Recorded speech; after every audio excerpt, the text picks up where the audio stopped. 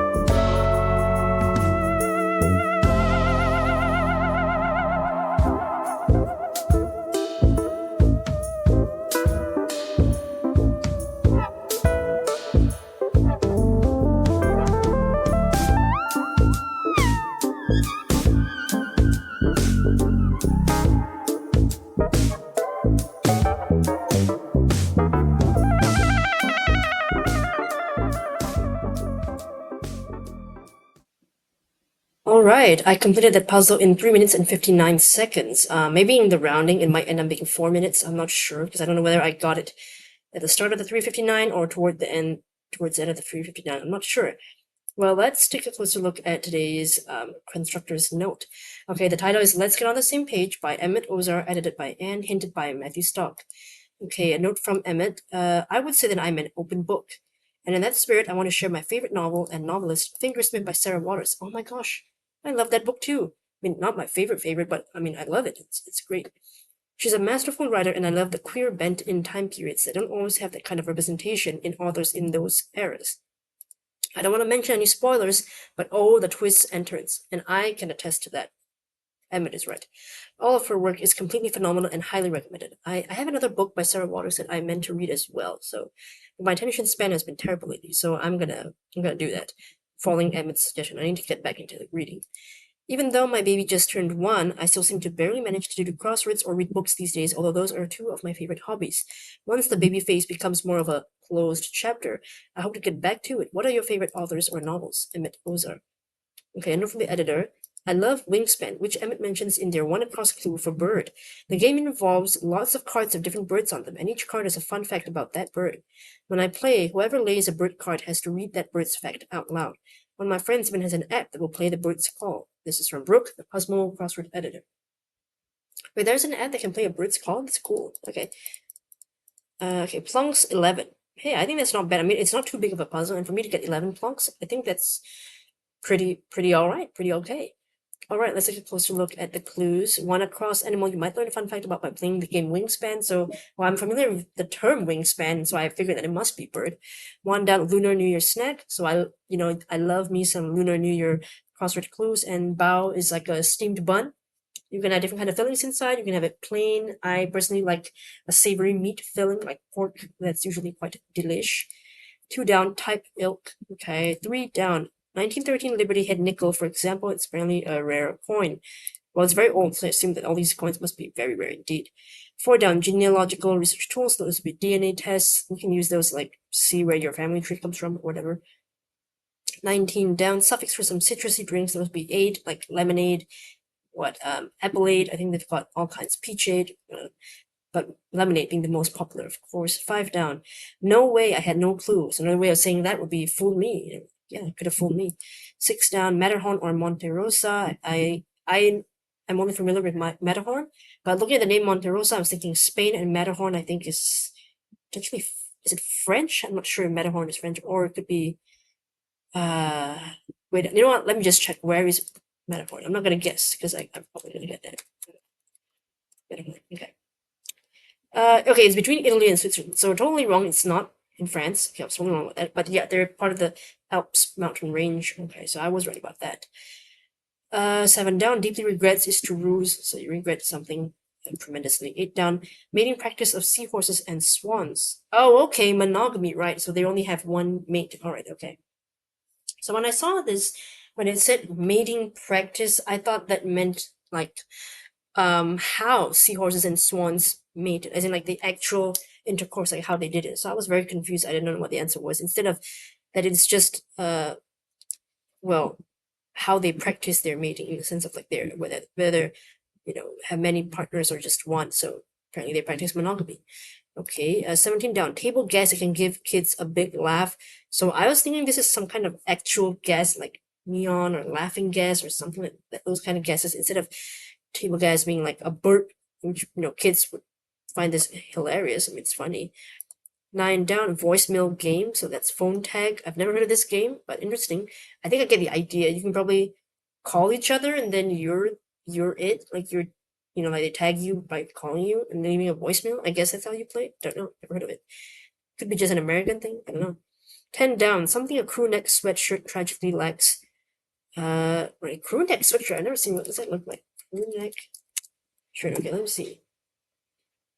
Oh yeah, okay, right. I see it now. Okay, so yeah, it doesn't have a hood because it's not a hoodie. It's just a crew neck sweatshirt. Okay, I see it now. It's just sometimes I'm not. I mean, I've seen these clothing items in stores, but sometimes I don't really look at the names of what they call them. We just call them like just call them tops or sweaters or whatever. We don't really go that deep into the specifics. So sometimes I can't think of it. That image doesn't immediately come to mind of what that looks like. So I was like, I don't know what's there. 11 down, writing substances once made from soot. Oh, okay. I didn't know inks were, at one point made from soot. Okay, like from colons, certain stuff. Okay, interesting. Okay, let's go to some of the across clues here. Okay, 12 across, the trader's host Cumming, that's Alan Cumming. He's I believe he's an English actor. Well, I know him from Spy Kids. If you've seen those movies, I mean, I think he was only in the one movie, but he was great in it. I liked him a lot. I was really rooting for him at the end. He's currently now more well known as the game show host of The Traders in the US. The one in the UK is somebody else. I think it's Claudia somebody. I forgot her name. So yeah, but I think it's Claudia Winkleman, I think that's her name. She's hosting the UK version, which is the original, I believe, and then the US spin-off is hosted by Alan Cumming. I've never seen it, but everybody says it's really good. Okay, 15 across, often fried green pod. Okay, I thought it was maybe a green bean. I was thinking like edamame and green bean, but I guess an okra is a pod. Okay, yeah, it does have seeds inside and everything. Okay, fair enough. 5 across, grow organic kohlrabi, perhaps, or a place where you might do so. I think kohlrabi is a kind of cabbage. And yeah, you can do that on a farm. 13 across, so you want to talk about race author Ijeoma, Oluwo Ijeoma. Okay, so I'm not familiar with this person and their book, but it sounds very interesting. 16 across, person who wears their heart in their sleeve, that would be an open book. So I get it now, the theme about open book. So I like the play here, the pair. 16 across and 25 across. 25 across is a personal era that's behind you now. That would be like a closed chapter, so that the part of your life is over you. You're over it, you're moving on.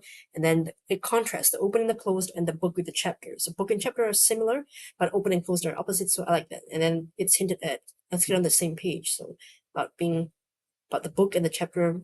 I really like the title, and I really like how the 16 across and 25 across clues fit in together. It's great. Yeah, I like that. Okay, what else we have here? 9 across, golden ratio symbol. Okay, so I think the golden ratio, is that like the number pi? Although, like, I guess in Greek spelling, it's PHI instead of PI, right? Is that correct? Golden ratio symbol. Is that correct? Or I think there's something else. Okay, well. Oh, okay, so it's different from. Okay, so I think the golden ratio pi is if I'm pronouncing that correctly, or is it phi? Phi, I think is pronounced phi, not pi, because pi is just pi. So I think this is phi. Sorry, so this should be phi. I think the golden ratio symbol is phi. Okay, it's a Greek symbol here. 14 across, term of endearment that's short and sweet. Hun.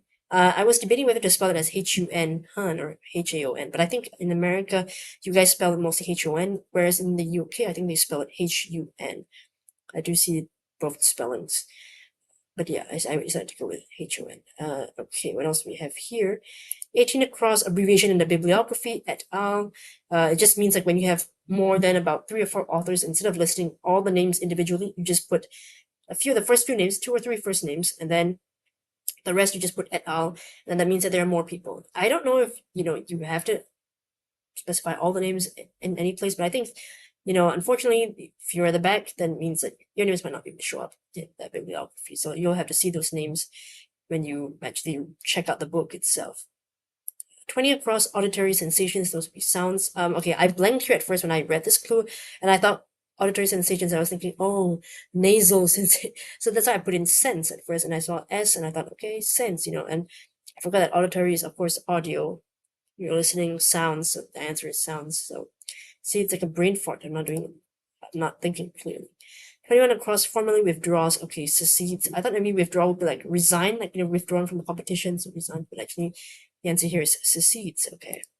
21 down, person who's tartan might represent their clan. So tartan is very popularly associated with Scottish peoples, their Scottish clothing, their fabrics for their kilts, their outfits.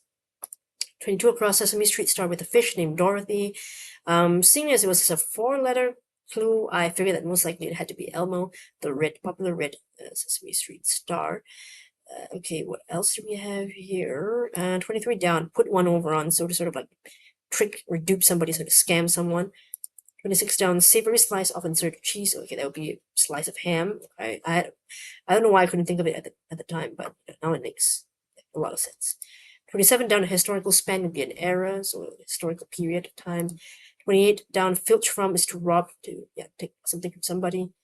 29 across, elide, omit. Okay, so I know I'm familiar with elide in the sense of like when you speak and you're sort of like missing out the vowel. So I guess that's why it's omitted, because you're speaking so fast, so smoothly that you're, just taking away some vowels. You're not pronouncing every sound in that word. So I did not give an example, but if you Google elide, and they'll show you some examples. And so basically, yeah, it's to omit certain sounds, certain vowels, certain sounds in general, not certain vowels. 32 across oodles, so that's a lot, so tons of something. 30 across, respectful palindrome for a woman in charge. I really like this because, yeah, you're right, it is a palindrome, ma'am. It's you can spell them the same front, forwards and backwards, so M-A-A-M and M-A-A-M. Flip them either way, they're both spelled the same, so that's really cool. And yes, that is a respectful form of address for someone who's like your boss or someone your senior, perhaps, who's older than you. 33 across, covered the statuette of a winged woman holding a giant atom, I'm told. So when they said winged woman, and I was thinking winged woman holding a giant atom, I was kind of trying to visualize what the statue would look like, and I was like, oh, I think this is the Emmy Award. That seems to make sense. And plus, it was 4 letters long, so I think that was it. Okay, 31 across, identity for Isaac in the Heartstopper TV series, and for Heartstopper author Alice Oseman. I've heard of this series and the author, but I didn't really know much about the details, and I was just guessing. I was thinking it was either gay or arrows. I wasn't sure. Then once I got the letters for ERA, I figured that, okay, it must be arrows. So that would be short for aromantic or asexual, meaning that I don't feel any. Wait, yeah, wait, arrow. Am I saying it right? Aerosexual, aromantic? Yeah, I think so. Yeah, that means you either have. Oh, okay, there is such a thing as. Okay, wait. Am I saying this right? Okay, so there is an aerosexual. Okay, but basically it just means that they don't have romantic attraction or yeah, that kind of thing. Okay, 34 across. Again, for a more correct definition of arrow, please do Google it and read the sources online, because I'm just giving the most simplistic version that I can think of right now, and I'm not that knowledgeable on this stuff. So please feel free to read more and check out what that means. And you can even check out the book. I heard the series is really good. It's on Netflix if you have that. 34 across, shoot the breeze. Okay, for some reason, I don't know why. I thought shoot the breeze was like to urinate, to pee. I think I'm thinking of something else, but probably, yeah, shoot the breeze is just to chit chat, to gab, to talk about stuff. But yeah, I think that is it. Those are all the clues. Medium-sized puzzle. I think my favorite definitely was, of course, 16 across, 25 across. Really love those. I like this 230 across. Very fun clue. I like that. Oh, 24 across. Test for some PhD program hopefuls. So I don't know what a GRE is. GRE.